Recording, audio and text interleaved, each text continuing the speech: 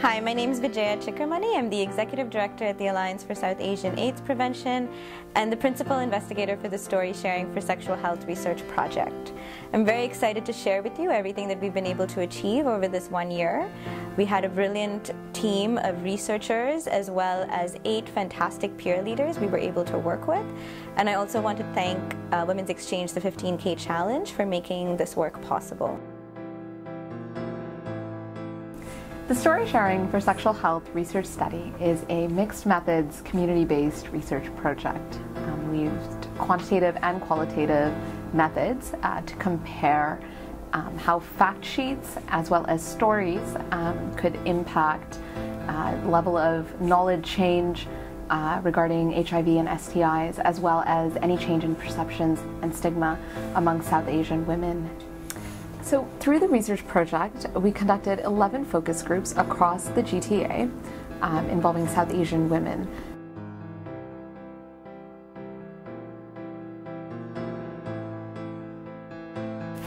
Story sharing for educational purposes, including sexual health, is a vital, I think, approach to education and also to knowledge sharing in general. Culturally, South Asian women, as well as other ethnocultural communities, use storytelling as a means of transmitting information, reflecting on things that they're learning, and also engaging in both a self and a collective consciousness.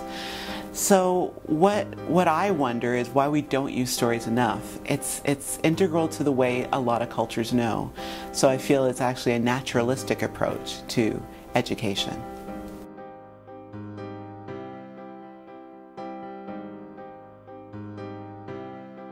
The women left feeling like they could be comfortable asking questions about their own sexual health.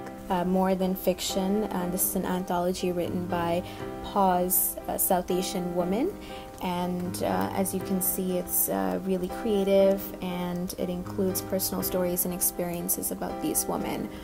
So 2 of these stories were used in the sessions, and I found that the women felt a lot more comfortable sharing their own experiences and stories after reading the 2 stories from the anthology, and our discussions were more elaborated. It's almost like reading a novel.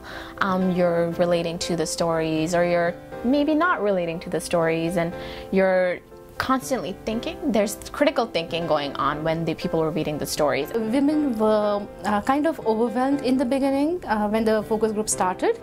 However, by the end of the group, I could notice that they were very articulate. In spite of the language barriers, they had very strong opinions about how they want sexual health information to be reached out to them, and they had some valuable suggestions also. Yeah, so it was very, very wonderful experience. So the women talked about social support networks. They just talked a lot more of the social aspects behind health that you don't really get with the fact sheets.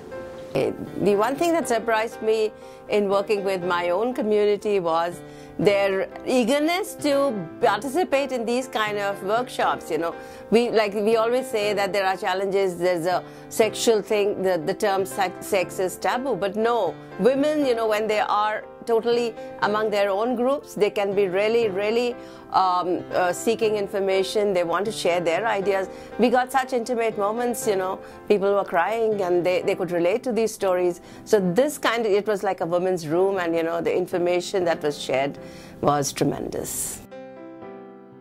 We see that women actually pay more attention when we use storytelling, and we're able to actually associate it to their own lives.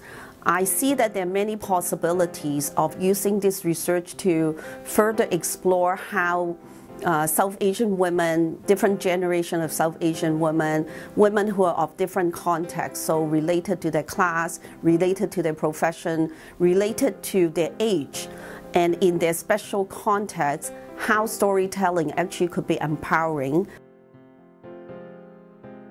I think I really gained a community with all the peer leaders. It was really great working with fellow South Asian women on a community-led project. I thought that was really encouraging. I loved being on this project because it's led by women and women of color. Often I find that racialized women are underrepresented in research as leads, and it's nice to be on a team of all women of color, a collectivity that's awesome.